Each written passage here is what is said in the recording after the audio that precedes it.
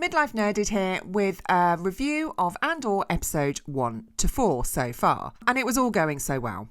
Before I get into the review itself, I think we need to talk about Star Wars as general as a franchise. Now, I've been burned by Star Wars repeatedly, and as an 80s kid, I still remember watching the original trilogy and thinking Han Solo was the coolest space cowboy ever. Wookiee religions and ancient weapons are no match for a good blaster at your side, kid. And also, I wanted to be Princess Leia so bad. In recent times, Star Wars has been very woke, with Disney Plus pushing multiple intersectional narratives. I enjoyed Mandalorian Season 1. I enjoyed Season 2 even, but it did kind of turn into the Grogu show or Baby Yoda. Boba Fett, I never watched. And don't get me started on Obi-Wan or any of the cinematic releases. We'd be here all day. So here we are with yet another prequel, Andor. There will be some very minor light spoilers throughout this review. So if you haven't seen any of the episodes and want to go into it completely blind, now's the time to pause this, go and watch it, come back.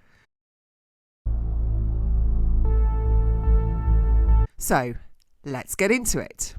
Andor was created as a prequel to the well-received spin-off movie Rogue One. It was made by Tony Gilroy and is available on Disney Plus. Diego Luna is back as Cassian Andor and is also an exec producer on the show. It starts out 5 years before the events of Rogue One and follows an ensemble cast during the time that the Rebel Alliance is forming, in opposition to the big bad, the Empire. Cue the music. The show opens with Cassian looking for his sister, and we get numerous flashbacks to baby Caspian in episodes 1 to 3. I think these are actually probably the weakest part of the show. One area I need to praise is the physicality production of the sets. This feels like a real lived-in world, and the transition between physical and CGI is very good. It's good that we have an ensemble cast, as Diego, Cassian's character, just isn't strong enough to carry the show. Therefore, it's great that we get introduced to some other intriguing characters. Two really stick in my mind, and both are on the corporate security team, with one being very inexperienced. There's also a junker engineer called Bix, who seems to be a fan favourite.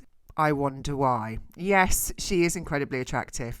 However, they also don't mess with her character, and when arrested, she just gets arrested. No full-on Galadriel strong woman act here. The first 2 episodes are definitely establishment, with episode 3 having some decent action. The plot is quite slow for the first 2, with 3 really starting to get into a flow. The world building, however, is solid, and as a huge fan of Skarsgård, who was introduced at the end of episode 3, I was interested to see where his character was going to go and where the show itself was going to go. In fact, I was even quite enthusiastic for episode 4. I also wanted to know what happened to the security chap who was left in a very compromised position at the end of episode 3. So, let's unpack episode 4. The pace slows down again dramatically, and we are introduced to a whole host of new characters. And because they just can't help themselves, Disney Plus are at it again with both diversity and intersectional politics. We have an Imperial security officer with a face like a sad fish, who is obviously surrounded by incompetent men, with the show even going as far as getting her boss to rant about her type and effectively telling her to shut up and keep her head down.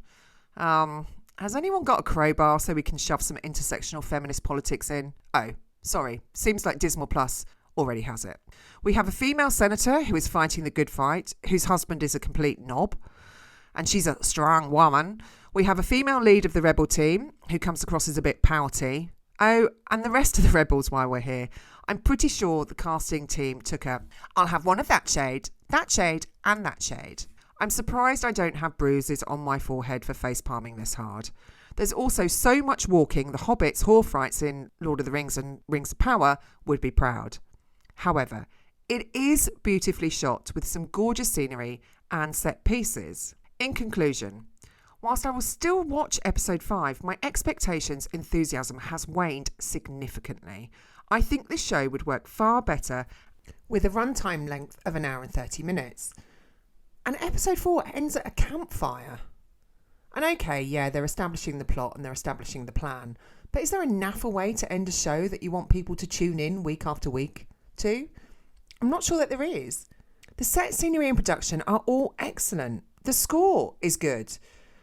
We're 4 episodes in though, and I'd recommend waiting till the whole thing is out if you haven't seen it yet before you get involved with this show.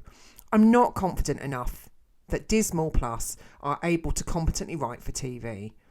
And I think we could be heading down another snooze fest with intersectional politics thrown in. I will still be watching episode 5 in the hope that we get some action and maybe they pick up the pace a little. This review is also a TBC, really, until we have a few more episodes to review. I was excited at the end of episode 3. I'm not excited anymore, but I will still watch episode 5. As I always ask and answer, is it worth the cost of a month's D+ subscription at the moment? Well, I'd have to say no. At the moment, it's definitely not worth that. I've been Midlife Nerded. Thanks ever so much for watching. Please like, subscribe and boot that bell button.